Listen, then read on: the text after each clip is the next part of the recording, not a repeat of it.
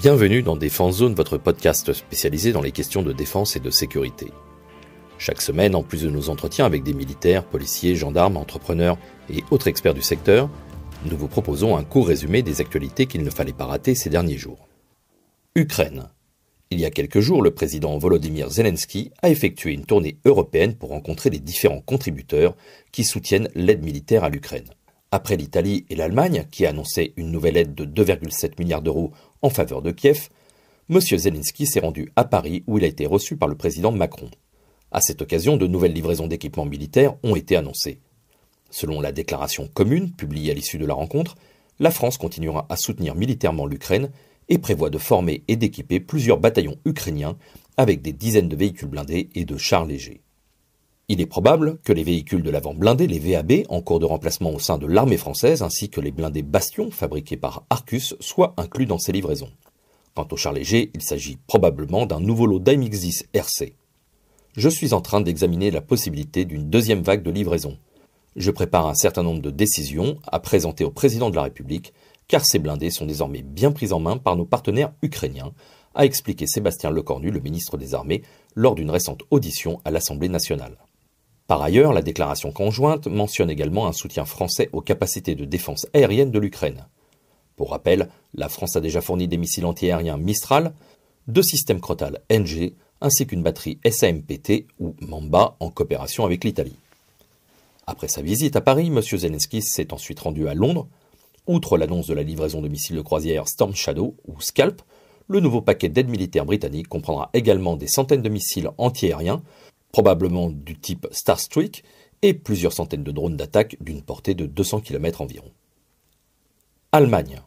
Nous en avions parlé à plusieurs reprises, le retrait de l'Allemagne du programme Tigre au standard MK3 a conduit la France et l'Espagne à poursuivre le projet avec des ambitions réduites à partir de mars 2022. Les récentes annonces portent désormais à croire que ce programme ne verra jamais le jour. Néanmoins, les 67 hélicoptères Tigre de l'ALAT seront modernisés au standard 2 d'ici 2030 et resteront en service au moins jusqu'en 2035. En revanche, outre-Rhin, la fin du Tigre est déjà programmée. Les 51 hélicoptères utilisés par la Bundeswehr seront progressivement retirés du service à partir de 2031. Les derniers appareils devant être retirés en 2038. Dans ce contexte, l'Allemagne envisage d'acheter des hélicoptères légers H145M supplémentaires auprès d'Airbus Hélicoptères. Une commande de 82 appareils de ce type avait été évoquée en mars dernier pour environ 3 milliards d'euros, dont une vingtaine de machines avec une capacité anti-char. Ce renoncement du Tigre MK3 par Berlin pourrait avoir un impact sur la coopération franco-allemande en matière d'armement et entraîner une perte des capacités industrielles dans la production d'hélicoptères de combat en Allemagne. Face à cette situation, le groupe de réflexion Stiftung Wissenschaft und Politik avait examiné différentes options, mettant en évidence la possibilité d'acquérir des hélicoptères légers H145M ou H160M comme solution provisoire. Cela constituerait un compromis entre la volonté politique de coopération avec la France et le renforcement de la base industrielle européenne. Toutefois, la décision finale et les orientations futures du ministère allemand de la Défense restent en cours d'élaboration, avec une attention particulière portée aux solutions tournées vers l'avenir. Ministère des Armées. Le mercredi 10 mai 2023, Patricia Miralles, secrétaire d'État auprès du ministre des Armées chargé des anciens combattants et de la mémoire, a dévoilé le nouveau plan d'accompagnement pour les militaires blessés et leurs familles. Ce plan, composé de 116 mesures, se concentre sur 2 grands chantiers, la simplification des démarches et du suivi pour garantir un meilleur accès aux droits, et le renforcement de l'accompagnement et des parcours dans la durée. Dans son communiqué, le ministère évoque plusieurs mesures phares. Tout d'abord, la mise en place d'une demande unique pour la pension militaire d'invalidité et son renouvellement automatique. La création ensuite d'un site internet pour centraliser toutes les démarches avec un coffre numérique pour stocker les pièces justificatives. Le ministère a aussi décidé la mise en œuvre d'un dispositif de réparation intégrale pour les militaires blessés en opération ou lors d'entraînements intenses, et la qualification de certaines pathologies liées à des exercices répétés, comme les sauts en parachute ou la plongée sous-marine, en tant que maladie professionnelle, sans nécessité de le prouver. Pour la reconstruction et l'accompagnement du militaire blessé et des familles, le ministère a notamment annoncé le développement de dispositifs de réhabilitation post-hospitalisation, comme le pôle de réhabilitation de l'Institut national des invalides, le village des blessés de Fontainebleau, la création de 10 maisons Athos d'ici 2030 et le renforcement de la sensibilisation au syndrome de stress post-traumatique. C'est aussi le remboursement du financement des prothèses à but exclusivement sportif pour encourager la reconstruction par le sport.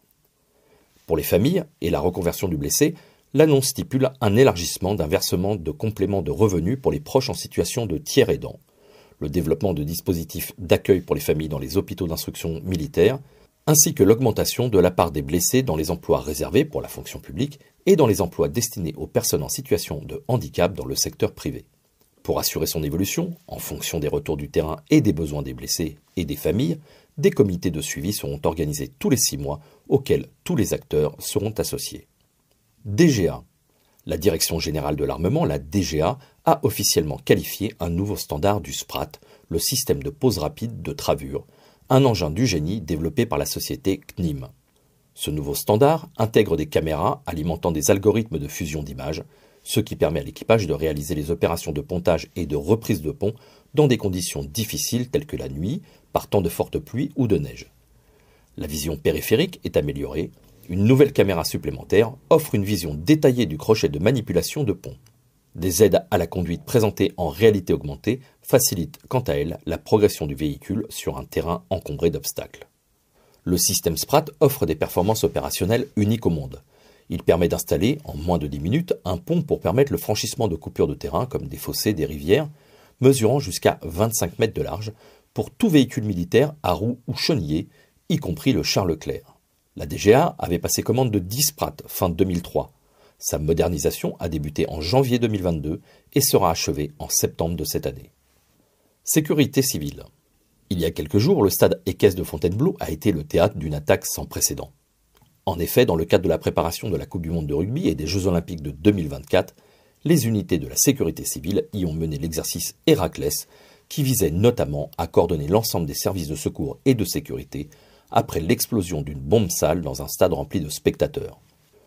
Pour faire face à cette attaque NRBC, nucléaire, radiobiologique, bactériologique et chimique, sans précédent, la coordination des secours était assurée par le Bureau des opérations et d'instruction, le BOI, de l'unité d'instruction et d'intervention de la sécurité civile numéro 1, l'UIISC1, basée à Nogent-le-Rotrou. Les pompiers du SDIS sont toujours les premiers intervenants, explique le lieutenant-colonel Chauveau, le chef du BOI de l'UISC1. En cas d'attaque NRBC, nous nous appuyons sur les forces de sécurité intérieure telles que la police, la gendarmerie et les militaires de l'opération Sentinelle présents sur les lieux pour sécuriser le périmètre. Ainsi, après l'intervention des premiers secours, les sapeurs-sauveteurs mobilisés pour l'exercice sont intervenus pour identifier l'origine de la menace et sa nature, tout en déployant des drones à la recherche d'autres dangers potentiels ou de blessés supplémentaires. Les victimes ont ensuite été prises en charge dans un camion spécialement équipé pour traiter jusqu'à 60 personnes par heure et capable de se déployer en moins de 30 minutes. Les victimes ont ensuite été transférées vers des hôpitaux de la région, notamment avec les hélicoptères Dragon de la sécurité civile, renforcés par 2 hélicoptères Puma de l'armée de terre, qui ont effectué des rotations afin de simuler l'évacuation de blessés et d'améliorer la coordination entre les services de secours et les militaires. Lors des 2 jours de cet exercice Héraclès, l'ensemble des unités déployées ont aussi travaillé sur d'autres scénarios, comme le sauvetage de personnes en eau vive suite à un mouvement de foule sur des berges, et l'intervention sur un site industriel suite à une fuite de matières dangereuses. Au total, Héraclès aura mobilisé plus de 300 intervenants des 3 unités de la sécurité civile, le SDIS 77, le groupement de gendarmerie 77, les démineurs d'Orly, l'association des radioamateurs au service de la sécurité civile, ainsi que le 2e régiment de dragons et l'aviation légère de l'armée de terre. Voilà pour l'essentiel de l'actualité cette semaine. Pour en savoir davantage sur cet univers et pour découvrir tous nos articles et reportages, rendez-vous sur notre site internet défense-zone.com.